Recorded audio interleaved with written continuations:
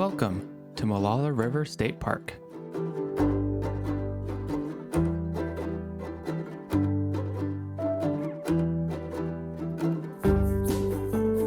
Originally home to the Molalla, Cayuse, Umatilla, and Walla Walla tribes, this park sits at the confluence of three rivers, the Willamette, the Pudding, and the Molalla, and is just 15 minutes from Oregon City. The floodplains of these rivers provide important habitat for waterfowl, deer, small mammals, reptiles, and amphibians.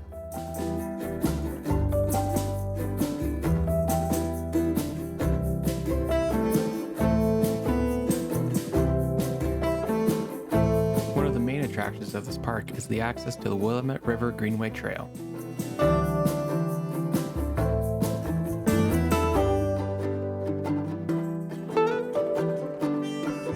Don't forget to bring your life jacket.